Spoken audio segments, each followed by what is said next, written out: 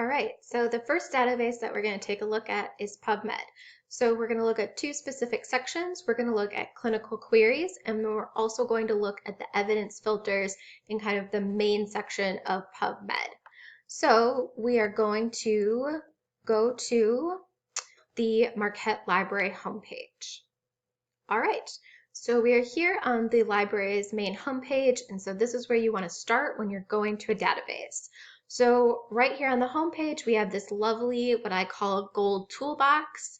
And so the various sections get you to different tools that we have here in the library. So I'm going to click on articles and databases because that's where I want to go today. If I click that, and then I'm going to just look at the browse list of all available articles. So if I click that link, then it's going to take me to all the databases that we have. So I specifically want to go to PubMed, so I'm just going to do Control F and search for PubMed. And so then when I get there, I'm going to click on it. So I'm currently connected to the VPN, so it just kind of did an automatic authentication. It may route you to the library login. So this is the typical start page for PubMed, and this is where you could put in your search terms here. But if we keep scrolling down, there are some additional options here. And so you have the learn, find, download, explore. So we're interested in this find. And so underneath there, it says advanced search, but it also says clinical queries. So we're going to click on that. So clinical queries essentially is just a kind of search portal that PubMed has set up that specifically looks for certain types of articles. And so they say clinical queries, but this is really closely related to evidence-based practice. So what we're going to do is we're going to just put our search term or our topic in here. So let's say we want to look at, we're going to look at multiple sclerosis.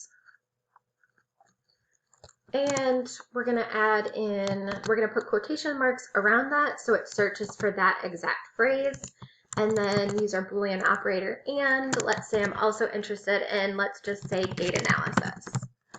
So I'm not putting that in quotations because maybe it's going to split it up differently, and so it could bring back other results. So you can put it in quotations, but sometimes that will really limit the results that you get. So we'll do search. And so then what you're going to see is various options open up. So there is this clinical studies categories, and then you're going to see underneath category and scope. And so essentially what this is doing is it is another way to kind of limit and see what kind of options are out there. So category just refers to therapy will refer to clinical studies that discuss treatment. But if you click on this, it will then also give you some other options. So let's say you're not interested in therapy, but you're more interested in either diagnosis or prognosis or clinical prediction guides. So let's say that I'm interested in this diagnosis. If I click that, it's then going to change some of the options that I have. And so what it's doing, what PubMed is doing is saying, okay, we have algorithms running in the back, and we know what to be searching for when you are putting in these search terms in these kinds of categories. So you'll also notice that there is that category, but then there's also scope. And so here it says broad and narrow. And so what's kind of the difference? And so it's pretty apparent that like if we clicked narrow, it went from like 100 and something to 2. And so the biggest difference is that it's changing that search algorithm in the background. And the broad is kind of capturing more articles that could potentially be less relevant, whereas the narrow is capturing articles that are very specific to what you want, but often will bring back less options. So it's just kind of really like, what do you want to go through? What could potentially work for what you're looking for? So that's one of those options, and you will see this in other databases as well. So this, in this clinical study categories, it's going to bring back clinical trials. It's going to bring back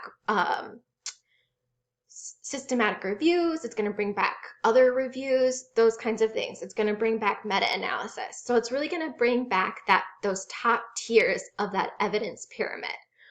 So you'll also see right next door is systematic reviews.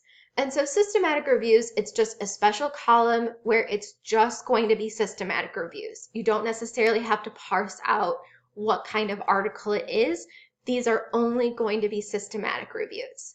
So that definitely fits within that evidence pyramid. And so this is a place where you can go to find systematic reviews. And then if you clicked on one of these articles, it would then take you to the search or the record for that particular article within PubMed. So this is one way that you can get to that kind of top tier research by going to clinical queries and then doing your search and then changing the category and the scope. So that's one of your options there. So the other option is, let's say I'm going to take this search string, I'm going to copy it, I'm going to go back to the PubMed homepage. So I'm going to click on this little use PubMed directly. So now here I'm on the homepage. If I type in my search and then I press search, so now I'm getting about 381 results. So previously, I think the first clinical category gave me about 100, and then that narrow one gave me 2. And so this gives me 381 because this is looking at all publication types within PubMed. So if I wanted to limit to specific kinds of publication types, there's a couple of ways I can do that. So I can go, so right here on the left-hand side, it says text availability, article attribute, article type. And so here is where I can select the specific kinds of articles I want it to bring back. So I have it set up to include clinical trial, journal article, meta-analysis, RCT review, systematic review. If all of those options aren't showing up for you, you want to keep scrolling just a little bit where it says additional filters. So if you click on that, now it's going to show you these are the various options that you can have in the side column. So let's say I wanted to add case reports to that option. I would click case reports, click show. And so now when I scroll up, I can see that case reports is an option to filter by. So in this case, let's say I know that I want to look at clinical trials. I want to look at meta-analysis. I want to look at RCTs. And I want to look at systematic reviews. So now I'm at 77 results. And so that's definitely different than what we found in that clinical query. But I'm going to guess there is some overlap into what you're finding. So are you kind of more comfortable using the clinical queries? That's a great place to go. If you want to kind of dive in and see what more of your options could potentially be, then using those filter options in PubMed, kind of the main PubMed, are definitely great options for you. The other thing to look at too is that if you clicked into an article, you're going to see that if we scroll down,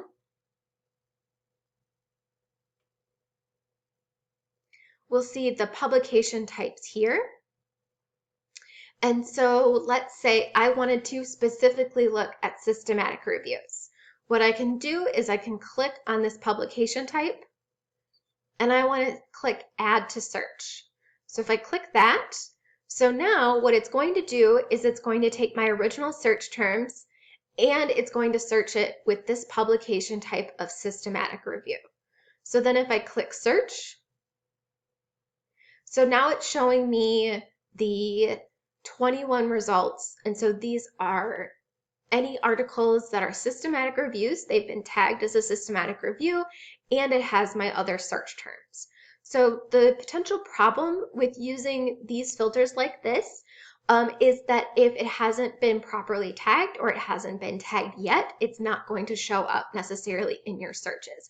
It's very rare that that happens. I just like to mention that. So there are two different ways that you can get to EBP research in PubMed. You can go through the clinical queries part on the homepage, or you can go into PubMed and then filter for specific publication types.